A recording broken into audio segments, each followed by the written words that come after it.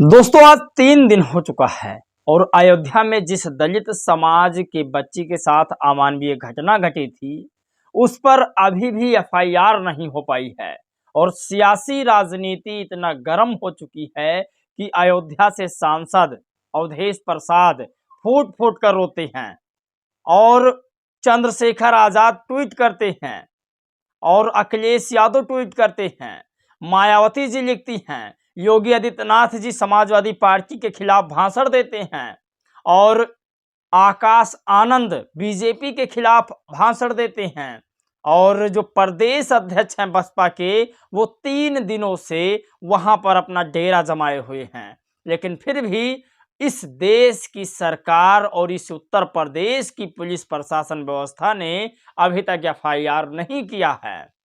आप कल्पना नहीं कर सकते कौन है दरिंदा, किस समाज से है, आखिर उसके ऊपर पुलिस का क्या रवैया है, क्यों नहीं उसे गिरफ्तार कर रही है। ये सोचने वाली बात है दोस्तों। आज इस वीडियो में सारी चीजें आपको बताऊंगा जो आपके लिए सुनना बहुत जरूरी है।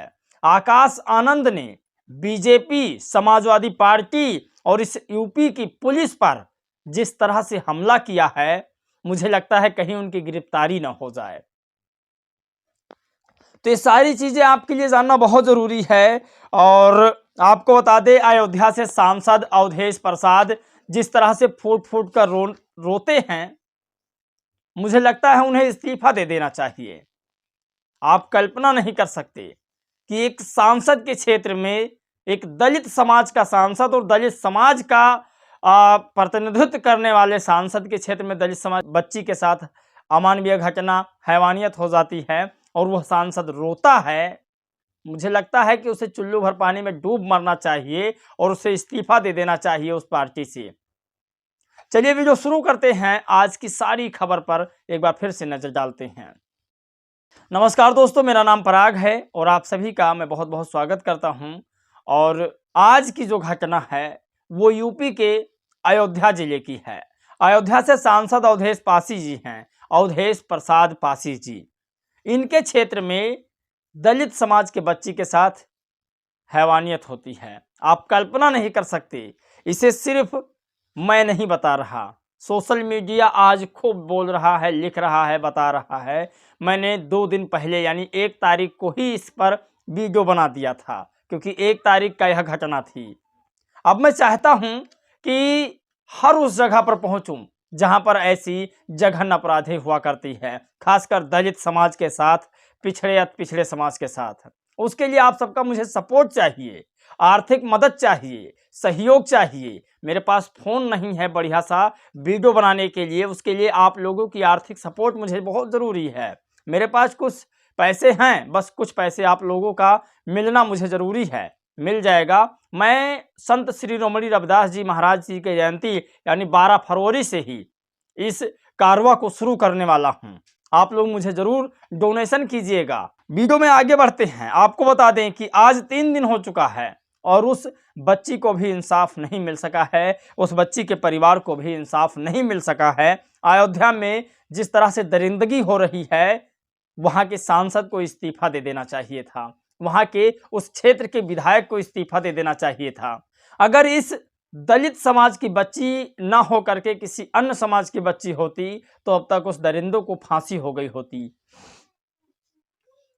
आप कल्पना नहीं कर सकते कि अभी तक एफआईआर तक नहीं लिखा गया है। अब अयोध्या के सांसद अवधेश प्रसाद जी रोते हैं, चुल्लू भर पानी में इन्हें डूब मरना चाहिए। ऐसे दलितों का नेता नहीं चाहिए।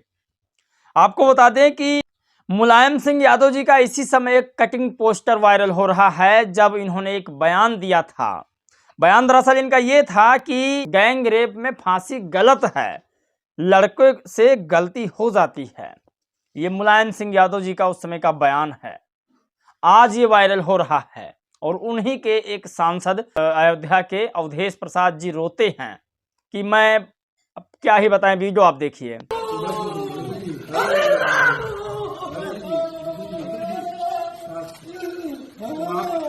आप उसकी लड़ाई लड़िए, लड़ाई लड़ी जाएगी।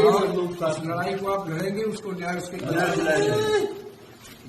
हमें जाने दो दिल्ली, लोकसभा में जाने दो। मोदी के सामने हम बात रखेंगे, न्याय न मिला तो हम इस्तीफा दे देंगे, लोकसभा से हम इस्तीफा दे देंगे। हम बचाने में, हम बेटी की इज्जत बचाने में ना। तो ये इनका वीडियो है। अब आपको एक और सच्चाई बताते हैं चंद्रशेखर आजाद की। चंद्रशेखर आजाद उस जगह पर नहीं जाते हैं जिस जगह पर बसपा के लोग पहले पहुंच जाते हैं। आप कल्पना नहीं कर सकते, इनको राजनीति से मतलब है। क्या कोई भीम आर्मी का नेता उस दलित परिवार से मिलने पहुंचा? क्या कोई आजाद समाज पार्टी का नेता उस परिवार से मिलने पहुंचा? 1 तारीख को बसपा के प्रदेश अध्यक्ष विश्वनाथ पाल वहां पर पहुंच जाते हैं। सिर्फ ट्वीट आता है चंद्रशेखर की तरफ से। क्यों नहीं गए भाई साहब उनके लोग? ये एक सोचने वाली बात है यहां पर। और दूसरी चीज आपको बता दें कि चंद्रशेखर आजाद हों या फिर अखिलेश यादव हों, ये उस जगह पर जाते हैं जहां पर राजनीति किया जा सके। झारखंड के गोंडा में अनवर अंसारी नाम का एक दरिंदा एक दलित आदिवासी बच्ची के साथ हैवानियत जबरदस्ती करता है, उसे शादी करना चाहता है। वो नहीं करती है, मना कर देती है, उसको जबरन उठा कर लिया जाता है, उसकी हत्या कर दी जाती है। तब चंद्रशेखर और अखिलेश का ट्वीट नहीं आता है, क्योंकि सामने जो दरिंदा है वो मुस्लिम समाज से है। मेरी नज़र में, मैं पर्सनल अगर कहूँ तो मेरी नज़र में हर मुसलमान सही है, लेकिन जो हिंदू या मुसलमान गलत करेगा वो दरिंदा है, फिर चाहे वो किसी समुदाय से क्यों ना हो। मैं उसका साथ बिल्कुल नहीं दूंगा, और अगर वो सही है तो मैं उसके लिए कुछ भी करने को तैयार हूं। ये मेरा पर्सनल थिंकिंग है। अब आपको बता दें कि अयोध्या पहुंचे विश्वनाथ पाल आज 3 दिन हो गया वहां पर हैं, और उस दलित बच्ची को इंसाफ दिलाने के लिए पूरा प्रयास कर रहे हैं। एक प्रदेश अध्यक्ष पहुंच चुका है, एक राष्ट्रीय अध्यक्ष और नेशनल कोऑर्डिनेटर ट्वीट करते हैं, तब भी गिरफ्तारी और एफआईआर नहीं किया जाता है इस मामले में। योगी आदित्यनाथ ने इस मामले में एक बड़ा बयान दिया है, उसको आगे मैं आपको दिखाऊंगा। तो ऐसे सोचिए कि एक नॉर्मल आदमी के साथ जब हो जाएगा तो क्या होगा, जब कोई उसके पक्ष नहीं बोलने वाला होगा। लोग कहते हैं कि SC/ST एक्ट फर्जी है, और भी तमाम धाराएं जो लगती है वो फर्जी है, और तमाम लोग फर्जी मुकदमे दर्ज करवा देते हैं। दरअसल गांव का जो 90% दलित समाज है वो थाने तक जाता ही नहीं है, मार खाकर चुप रह जाता है। ये सच्चाई है गांव की, इसे आपको समझना होगा। फिर मैं आपसे कह रहा हूं कि जब विश्वनाथ पाल प्रदेश अध्यक्ष, योगी आदित्यनाथ, चंद्रशेखर, अखिलेश, मायावती जी, ये तमाम लोग लिखते हैं तब भी गिरफ्तारी नहीं हो रही है, तब आम जनता का क्या होगा जिसके प्रति कोई बोलने वाला नहीं है। तो ये है योगी जी का शासन, योगी जी का कार्यकाल।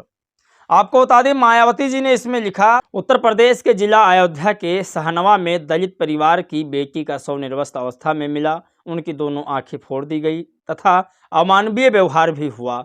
यह बेहद दुखद व अति गंभीर मामला है। सरकार सख्त कदम उठाए ताकि ऐसी घटना पुनरावृत्ति न हो सके। सोचिए, ये सबसे बड़ी खबर है। और आकाश आनंद ने क्या लिखा, मैं तो कह रहा हूं ऐसा ट्वीट कोई कर ही नहीं सकता आकाश आनंद की तरह।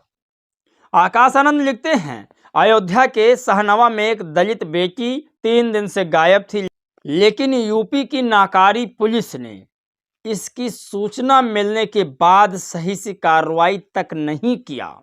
अगर सही वक्त पर पुलिस हरकत में आ जाती तो शायद ये बेटी बच सकती थी। जघन्य हत्याकांड के आरोपियों के साथ दोषी पुलिस वालों के खिलाफ भी कड़ी कार्रवाई होनी चाहिए। दरअसल वीवीआईपी सेवा में व्यस्त उत्तर प्रदेश पुलिस इतनी नाकारा हो चुकी है कि अब गरीब, शोषित, वंचित समाज की जान की उसके लिए कोई कीमत नहीं है। हमारे समाज की इस बेटी के साथ जो अमानवीय हरकत हुई है, उसके बाद उत्तर प्रदेश पुलिस और यहाँ की भाजपा सरकार को चुल्लू भर पानी में डूब मरना चाहिए। महिलाओं के खिलाफ अपराध में यूपी नंबर 1 हो गया है, और यही है यहाँ की भाजपा की सरकार की सबसे बड़ी उपलब्धि। भाजपा के जंगल राज ने अब समाजवादी पार्टी के जंगल राज को भी पीछे छोड़ दिया है। सूबे के मुखिया और उनका पूरा तंत्र अभी इसमें व्यस्त है कि कुंभ की मौतों का आंकड़ा कैसे छिपाया जाए। योगी जी, आप और आपका शासन प्रशासन अगर गरीब, मजलूमों, दलितों को सुरक्षा नहीं दे सकता है तो आपको तुरंत मुख्यमंत्री पद से इस्तीफा दे देना चाहिए।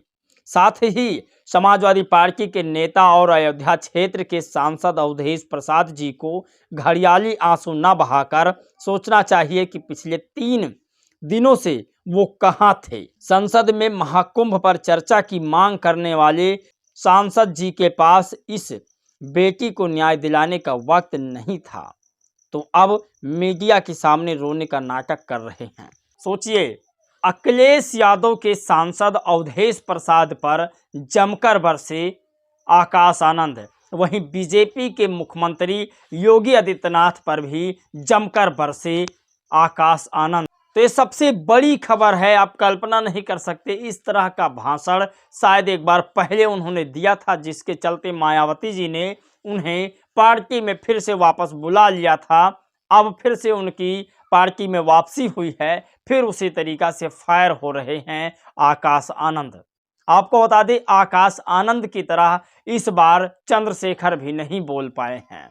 योगी आदित्यनाथ से सीधा इस्तीफा मांग रहे हैं आकाश आनंद। वहीं आपको बता दें कि अयोध्या से सांसद अवधेश प्रसाद जी से भी इस्तीफा मांग रहे हैं और महाकुंभ पर चर्चा करने वाले लोगों यानी अखिलेश यादव से कहना चाहते हैं कि आपने इस बच्ची की आवाज़ क्यों नहीं उठाई संसद भवन में, जबकि यह मामला आज 3 दिनों का हो चुका है।